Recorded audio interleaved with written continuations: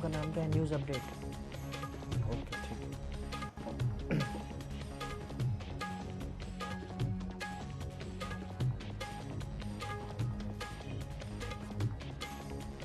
Tihar jail से बाहर आए दिल्ली के सीएम अरविंद केजरीवाल। मसूरी में इंडिया गठबंधन के कार्यकर्ताओं ने बांटी मिठाई।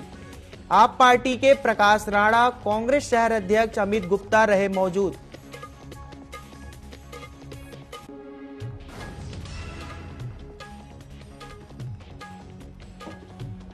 केदारनाथ, गंगोत्री, यमुनोत्री के कपाट खुलने के बाद अब बद्रीनाथ धाम के खुलेंगे कपाट। 12 मई को वैदिक मंत्रोच्चार के साथ खुलेंगे कपाट।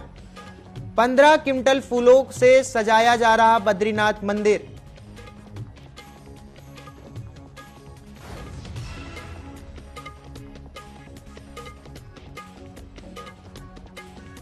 कांग्रेस ने चार धाम यात्रा की व्यवस्था पर उठाए सवाल। पंजीकरण के लिए मची भगदड़ के लिए कांग्रेस प्रदेश महामंत्री नवीन जोशी ने साधा निशाना।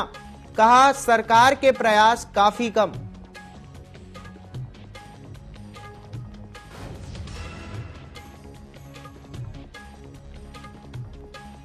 अस्पताल स्वामियों के लिए अच्छी खबर। आयुष्मान योजना के अंतर्गत बकाया भुगतान की प्रक्रिया शुरू। टीएमएस पोर्टल में आ रही दिक्कत हुई दूर। 75 करोड़ के करीब का भुगतान बकाया।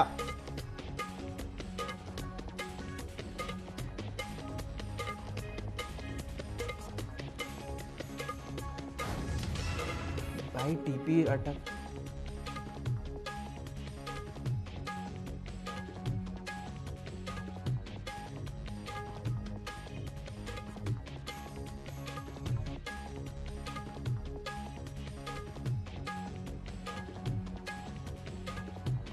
नई स्वच्छता समिति के तैनात सफाई कर्मचारियों के वेतन भुगतान में गड़बड़ी।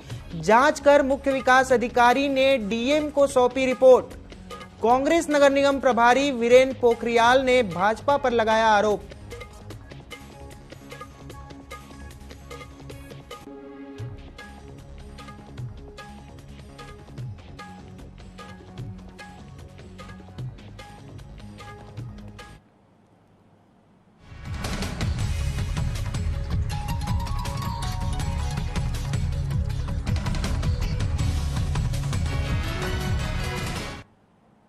नमस्कार, आपका स्वागत है न्यूज अपडेट में। मैं हूं आपके साथ प्रियांशु कश्यप। रुक करते हैं खबरों की ओर। उत्तराखंड के देहरादून में चार धाम यात्रा की शुरुआत हो चुकी है, जहां केदारनाथ, गंगोत्री, यमुनोत्री धाम के कपाट खुल गए हैं। इस दौरान मुख्यमंत्री पुष्कर सिंह धामी भी केदारनाथ धाम पहुंचकर पूजा अर्चना की। वहीं भाजपा प्रदेश प्रवक्ता सुनीता विद्यार्थी ने कहा कि चार धाम यात्रा के दौरान श्रद्धालुओं को किसी भी तरह से असुविधा न हो, इसके लिए सरकार ने पूरी व्यवस्था की है। उन्होंने कहा कि चार धाम यात्रा के शुरुआती दौर में सभी को निर्देश दिए गए हैं।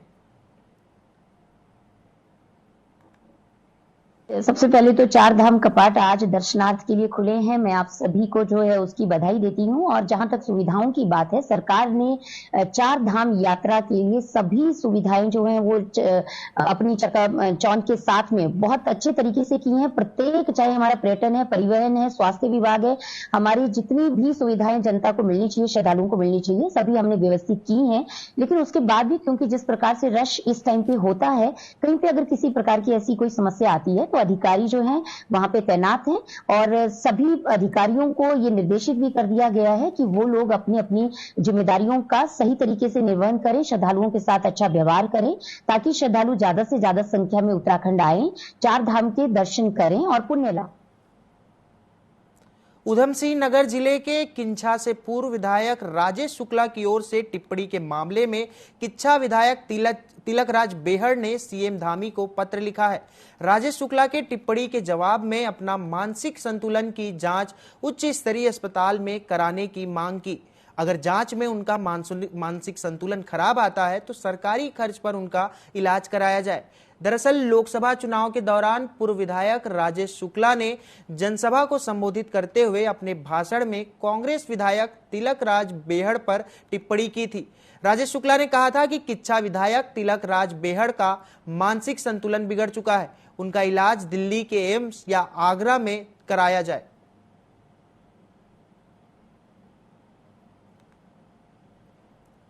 हमारे जो विधायक जी है जिनसे मैं हार गया था, मैंने सुना था उनकी किडनी खराब है, सारे क्षेत्र में मालूम था, आ नहीं पाते थे, हमें सहानुभूति थी। उन्हें किडनी मिल गई, उनके बच्चों ने दे दी, वो ठीक हो गए, हम खुश हो गए। लेकिन कल हमने अखबार पढ़ा, उनका बयान सुना उस पर मोबाइल में, तो मुझे लग रहा है कि दूसरी बीमारी हो गई। किडनी तो ठीक हो गई लेकिन आंख गड़बड़ हो गई है। वो कह रहे हैं मोदी की सरकार ने 10 साल में कुछ नहीं किया। मैं तो आपसे ये कहना चाहता हूं कि अब राजनीति का स्तर इतना गिरता जा रहा है, इतना गिरता जा रहा है कि अब मेरे बारे में कहा जा रहा है कि उनको आगरा पागल खाने ले जाने की जरूरत है।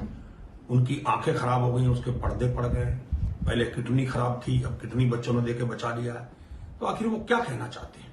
भाजपा के नेता मेरे बारे में क्या कहना चाहते हैं? क्या उनकी पार्टी के अंदर अब यही शिष्टाचार रह गया कि उनको पागल खाने में ले जाया जाए, आगरा में चेकअप कराया जाए, उनका मानसिक संतुलन खत्म हो गया है, उनको दिल्ली चेकअप कराया जाए? भाजपा के नेताओं से पूछना चाहता हूं, मैं उस नेता से नहीं पूछना चाहता जिसने बोला है, मैं भाजपा के शीर्ष नेता से पूछना चाहता हूं, क्या यही अनुशासन रह गया पार्टी में?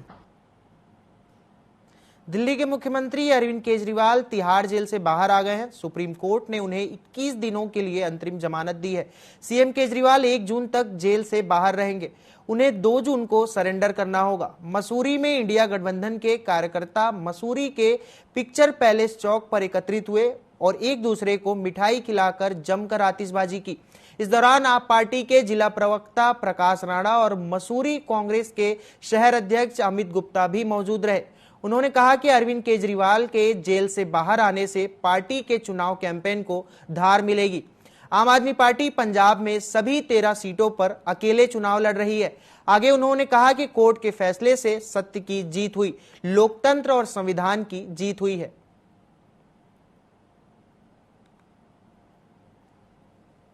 हमारा जो राष्ट्रीय सहयोगी अरविंद केजरीवाल जी जो लोकप्रिय मुख्यमंत्री दिल्ली के सीएम है, मैं बहुत बहुत शुक्रिया अदा करना चाहता हूं माननीय सर्वोच्च न्यायालय का कि उनके द्वारा श्री अरविंद केजरीवाल जी को अंतरिम बेल दी गई है। हमें पहले से इस बात की एक शंका थी कि जब किसी प्रकार का कोई घोटाला हुआ ही नहीं है तो विपक्षी पार्टी जो हमारी भारतीय जनता पार्टी उनके द्वारा तानाशाही के रूप में श्री अरविंद केजरीवाल जी को जबरदस्त दूसरे विपक्षी दलों को जेल के अंदर पकड़ के बंद करके रखा हुआ है। इंडिया अलायंस के जो साथी हैं और दिल्ली के मुख्यमंत्री हैं केजरीवाल जी, उनको ठीक चुनाव से पहले ईडी की जांच के दौरान उनको गिरफ्तार कर लिया गया था। कहीं ना कहीं इंडिया अलायंस के गठबंधन से बीजेपी घबराई हुई थी, जिस कारण उन्होंने जो नेता थे, जो चेहरे थे, उन पर ऊट पटांग जांचें बैठाकर उनको जेल में भेजने का काम किया। उसी कड़ी में केजरीवाल जी को भी जेल में भेजा गया, लेकिन कल उन्हें अंतरिम जमानत मिली है। केजरीवाल के जेल से बाहर आने की खुशी में रुद्रपुर के डीडी चौक पर भी आम आदमी पार्टी के प्रदेश अध्यक्ष ने पदाधिकारियों और कार्यकर्ताओं के साथ मिलकर मिठाई बांटी और केजरीवाल की रिहाई को लेकर जश्न मनाया। साथ ही उन्होंने उच्चतम न्यायालय का आभार व्यक्त किया।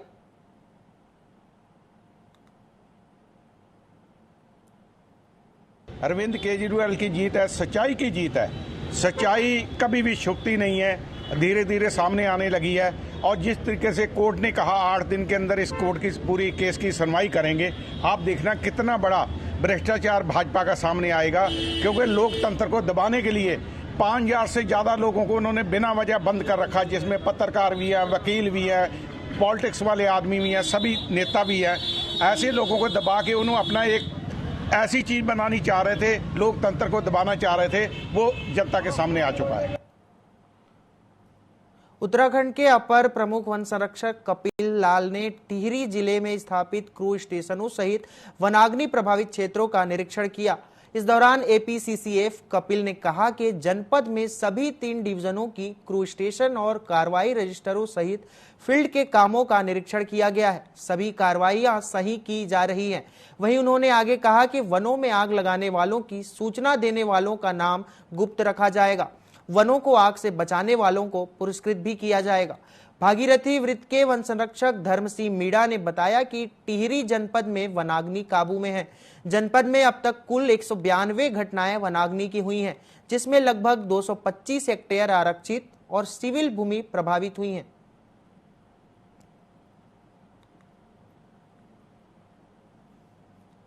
पूरी टीम सजग है और सुचारू रूप से काम कर रही है। तो हमारे क्रूज स्टेशंस के मैंने इंस्पेक्शंस किए हैं, तो वहाँ पर सारे जो पंजिकाएं हैं वो अपडेटेड हैं, मूवमेंट रजिस्टर्स और जो समय सारणी निर्धारित है वायरलेस मैसेजेस की रिपोर्टिंग की, वो सब सुचारू रूप से की जा रही हैं। सारे सिस्टम्स चल रहे हैं, मैंने खुद टेस्ट किए हैं और स्टाफ बिल्कुल सजग है और अपबीट है, उत्साहित है। हमारे 3 डिवीजन्स आते हैं, नरेंद्रनगर डिवीजन, टिहरी डिवीजन और कुछ पार्ट मसूरी डिवीजन का आता है। इन तीनों डिवीजन में टोटल 192 घटनाएं दर्ज की गई हैं। उनमें 215 हेक्टेयर का जो वन है वो प्रभावित हुआ है। इसमें 82 घटनाएं सिविल की हैं, बाकी आरएफ की हैं। और हमारे द्वारा अभी तक 20 केस ऐसे दर्ज किए गए हैं और जिनमें H2 केस वगैरह दर्ज करके उन पर कार्रवाई हो रही है और 6 लोगों को पकड़ा गया है। 7 लोगों के विरुद्ध FIR दर्ज की गई है। टिहरी में घनसाली के एक ज्वेलरी शॉप में दिन दहाड़े लाखों के जेवर चोरी करने वाले 2 चोरों को पुलिस ने गिरफ्तार कर लिया है। इन चोरों ने ज्वेलरी दुकान से 1,50,000 रुपए के जेवर चोरी किए थे। घटना के बाद से पुलिस लगातार इन चोरों की तलाश कर रही थी। जांच के दौरान सीसीटीवी फुटेज भी खंगाले गए, जिसमें घटना के दिन एक महिला और एक पुरुष अपने 3 अन्य साथियों के साथ एक कार में जाते हुए दिखाई दिए। इसके आधार पर पुलिस ने महिला और उसके बेटे को गिरफ्तार कर लिया। वहीं 3 अन्य आरोपियों की तलाश की जा रही है।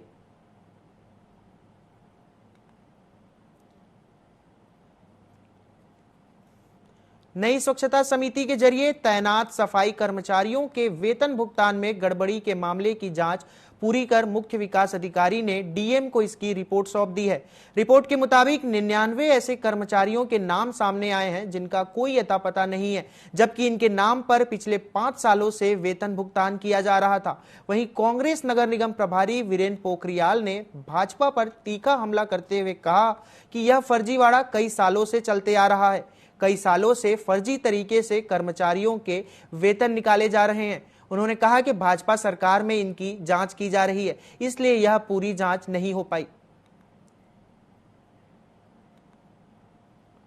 देखिए, जो पिछले बोर्ड में भाजपा सरकार में जो नगर निगम में उस टाइम जो कर्मचारी ऑलरेडी रेगुलर हैं वो तो ऑलरेडी काम कर रहे हैं, पर जो लोग इन्होंने हर एक प्रत्येक वार्ड में जो इन्होंने नियुक्त किए हैं, 8-8, 9-9 कर्मचारी नियुक्त किए हैं, वो एक्चुअली वो कर्मचारी है ही नहीं। वो तो इन्होंने अपने रिश्तेदार वगैरह जो अपने जानने वाले हैं, जो पार्टी के वर्कर हैं, उन लोगों को उन्होंने लगाया है और उनको सिर्फ सैलरी जाती थी और कुछ नहीं। और मेरा ये कहना है कि अगर ऐसे ये पाए जाते हैं तो इनके खिलाफ कानूनी कार्रवाई की जाए और इनसे वसूल किया जाए और इनके खिलाफ मुकदमा कायम करके इनको जेल में भेजा जाए। करोड़ों हिंदुओं की आस्था के प्रतीक 4 धाम यात्रा की शुरुआत हो गई है। प्रदेश सरकार ने 4 धाम यात्रा में आने वाले सभी तीर्थयात्रियों को बेहतर सुविधाएं मुहैया कराने के लिए हर संभव प्रयास किए हैं। वहीं उत्तराखंड कांग्रेस ने प्रदेश सरकार पर कई सवाल उठाए हैं। उन्होंने कहा है कि सरकार के प्रयास काफी कम हैं, इससे देश और दुनिया में अच्छा संदेश नहीं जा रहा है। कांग्रेस के प्रदेश महामंत्री नवीन जोशी ने कहा कि 4 धाम यात्रा एक महत्वपूर्ण यात्रा है। सरकार ने पंजीकरण के लिए ऑनलाइन और ऑफलाइन पोर्टल खोले हैं, लेकिन जिस प्रकार की व्यवस्थाएं हैं, पंजीकरण के लिए भगदड़ मच रही है। उत्तराखंड सरकार को पूरी सुविधा उपलब्ध करानी चाहिए।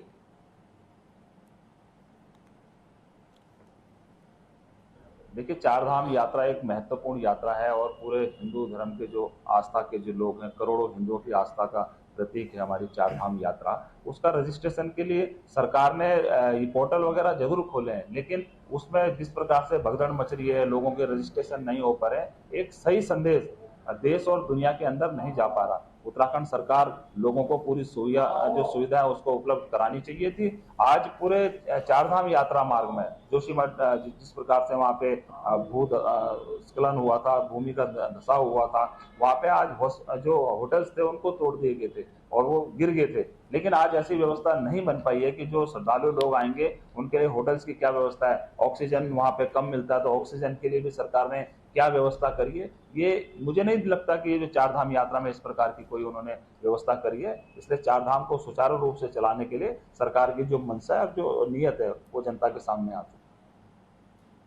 तराई पूर्वी वन विभाग की डॉली रेंज टीम ने अवैध लकड़ी तस्करी का भंडाफोड़ किया है, जिसमें 3 तस्करों के साथ एक स्कॉर्पियो और एक पिकअप गाड़ी से भारी मात्रा में कीमती सागौन की लकड़ी बरामद की है। वहीं दोनों वाहनों को सीज कर दिया गया है। पकड़ी गई अवैध लकड़ी की कीमत लाखों में आंकी जा रही है।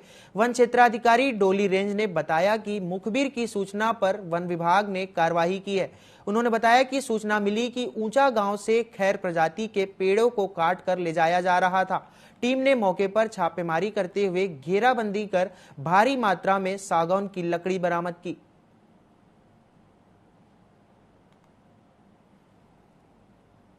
कल दिनांक 9 तारीख को हमें लगभग शाम के 8 बजे सूचना मिली कि कुछ लोग डॉली रेंज के ऊंचा गांव पेड़ से अवैध रूप से कुछ पेड़ काट रहे हैं, जिनका माल वो आज भरेंगे। यहाँ पर सूचना मिलते ही हमारे द्वारा पूरे क्षेत्र की घेराबंदी की गई और जब हमने वहाँ पर देखा कि 2 पेड़ उनके द्वारा खैर के काटे गए हैं तो हम उनका इंतजार करने में लगे।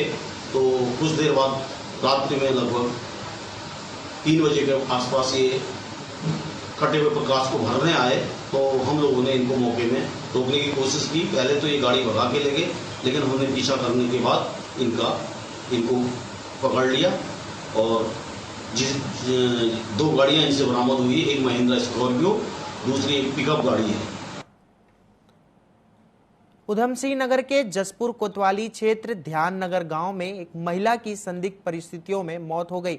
जहां इस घटना से इलाके में सनसनी फैल गई, वहीं घटना की सूचना मिलते ही पुलिस मौके पर पहुंची और शव को कब्जे में लेकर उसे मजिस्ट्रेट की मौजूदगी में पोस्टमार्टम के लिए भेज दिया। फिलहाल पुलिस मामले को लेकर जांच कर रही है।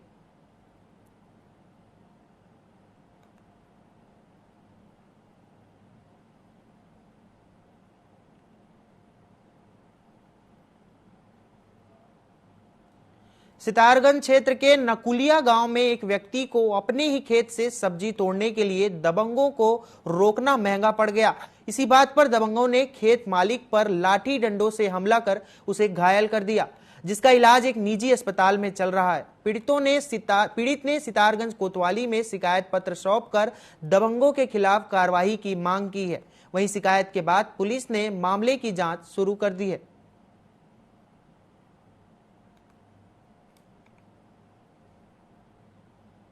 दबंगे आए और सब्जी तोड़ने लगे। उन्हें हमने मना किया तो उन्होंने हमें गाली गलौज दी और उनके लिए फिर वो चले गए और अपने घर से और लोगों को लेके आए, लाठी डंडों लेके आए और हमारे बड़े भाइयों पर हमला करा, उन्हें अच्छा खासा गंभीर कर दिया। मसूरी बारलोगंज शॉर्टकट रोड हिलबर्ड स्कूल के पास एक कार अनियंत्रित होकर दूसरी सड़क पर जा गिरी, जिसकी चपेट में स्कूटी सवार 2 लोग आ गए, जिसमें से एक की हालत गंभीर बताई जा रही है, जिसे देहरादून रेफर किया गया है। स्थानीय लोगों ने बताया कि कार बारलोगंज से मसूरी की ओर आ रही थी। तभी मोड़ पर अचानक से कार का स्टीयरिंग लॉक हो गया, जिस वजह से वह अनियंत्रित हो गई और सड़क किनारे स्कूटी में बैठे 2 लड़कों को टक्कर मारते हुए दूसरी सड़क पर जा गिरी। वहीं घटना की सूचना मिलने पर मौके पर पहुंची पुलिस ने घटना की जांच शुरू कर दी है।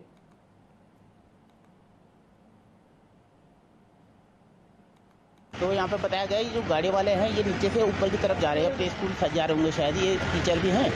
तो ऊपर से जब इस तरफ इन्होंने यहाँ पे से टर्न लिया तो ऊपर से एक गाड़ी आ रही थी, गाड़ी को बचाने के इन्होंने स्पीड में जैसे इधर को काटी गाड़ी, तो वहाँ पे देखो वहाँ पैराफिट तो है नहीं, तो वहाँ पे एक स्कूटी वाला भी खड़ा था। तो हड़बड़ाहट में क्या होता है कि एक्सीडेंटर में पैर चलेगी होगा शायद, तो गाड़ी डिसबैलेंस हो गई, इस तरफ आगे यहाँ पे पैराफिट तो है नहीं, उस चक्कर में नीचे गिर गई गाड़ी। स्कूटी सही गिरी है? हाँ, स्कूटी वाला तो साइड में खड़ा था सर, तो वो भी नीचे आ गया, वो भी उसके साथ टक्कर लग के दोनों के दोनों नीचे आ गए। इनको एक गाड़ी ने हिट कर दिया था, उसके बाद इनकी टैक्सी में लेके आए थे यहाँ पे, तो सिर में काफ़ी गहरी चोट थी। इनिशियल हमने फर्स्ट एड दे दिया था, बट क्योंकि काफ़ी गहरा चोट है और ब्लड प्रेशर भी उसकी वजह से काफ़ी ज़्यादा हाई हो गया, इसलिए इनको न्यूरो सर्जन के लिए देहरादून को रेफर किया गया, जो मेडिकल कॉलेज के लिए, और न्यूरो सर्जन मैनेज करेंगे। देहरादून नगर निगम ने रिस्पना के किनारे स्थित 27 बस्तियों में सरकारी भूमि पर बने 525 मकान चिन्हित कर लिए हैं, जिन्हें नोटिस भी चस्पा किए गए हैं। नगर आयुक्त गौरव कुमार ने बताया कि संबंधित लोगों को 15 मई तक स्वयं अतिक्रमण हटाने का मौका दिया जा रहा है। इसके बाद गठित टास्क फोर्स जिला प्रशासन के साथ संयुक्त अभियान चलाकर ध्वस्तीकरण की कार्रवाई करेगी। Niranjan Bagchi versus state of Uttarakhand matter में जो माननीय एनजीटी के निर्देश थे, जिसके क्रम में हमको रिवर बॉडी से एनक्रोचमेंट रिमूव करना था, तत्क्रम में टास्क फोर्स बनाई गई थी और उसके द्वारा सर्वे किया गया था। अभी उसमें रिस्पना वाला सर्वे टीम के द्वारा किया गया है, उसकी रिपोर्ट मुझे कल शाम प्राप्त हो गई है और उसमें कुछ अतिक्रमण चिन्हित किए गए हैं और अतिक्रमण अलग अलग स्टेक होल्डर्स के हैं, कुछ एमडीडीए के हैं, कुछ नगर निगम देहरादून के हैं, कुछ नगर पालिका मसूरी क्षेत्र में भी हैं। तो एमडीडीए और नगर पालिका मसूरी को हमारे द्वारा सूचित किया जा रहा है। बद्रीनाथ धाम की यात्रा को सुरक्षित और सुगम बनाने के लिए जिला प्रशासन ने सभी तैयारियां पूरी कर ली है। बद्रीनाथ धाम को गेंदे के फूलों से सजा दिया गया है। बड़ी संख्या में देश विदेश से श्रद्धालु पहुंच गए हैं। आपको बता दें कि रविवार की सुबह बद्रीनाथ के कपाट 6 बजे खुलेंगे। इधर पांडुकेश्वर के रावल की अगुवाई में शंकराचार्य की गद्दी, उद्धव भगवान, कुबेर तथा गाड़ू घड़ा तेल फलस बद्रीनाथ धाम पहुंच गया। यहां पहुंचने पर श्रद्धालुओं द्वारा शोभा यात्रा गाड़ू घड़ा की पूजा अर्चना की गई। आज जिलाधिकारी व पुलिस अधीक्षक ने चमोली से बद्रीनाथ तक यात्रा व्यवस्थाओं का स्थलीय निरीक्षण किया।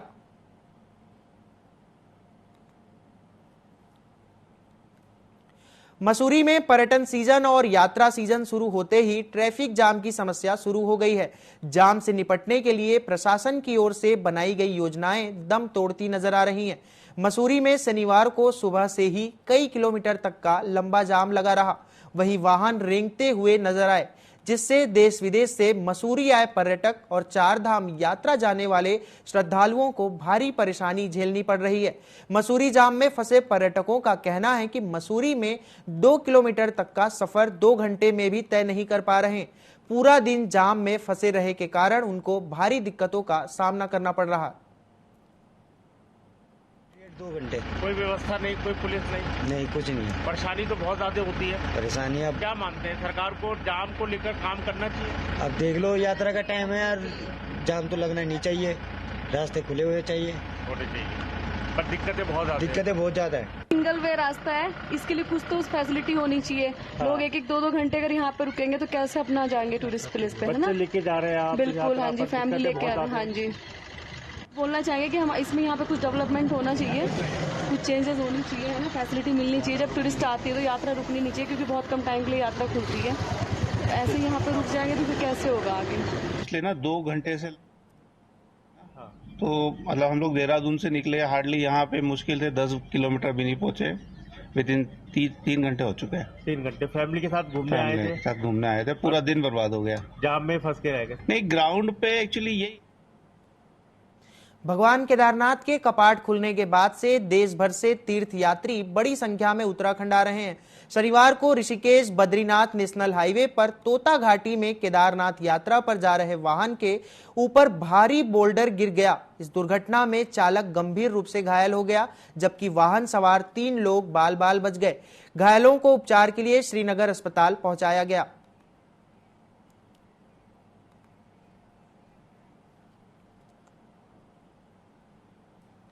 विश्वविख्यात केदारनाथ धाम के क्षेत्र रक्षक भैरवनाथ भगवान के कपाट भी शनिवार को विधिवत खुल गए हैं। अब रोज शाम को भगवान केदारनाथ की आरती होगी और भोग लगेगा। केदारनाथ धाम के मुख्य पुजारी शिवशंकर लिंग ने भैरवनाथ के कपाट खोले। बता दें कि भैरवनाथ भगवान केदारनाथ के क्षेत्र रक्षक के रूप में पूजे जाते हैं।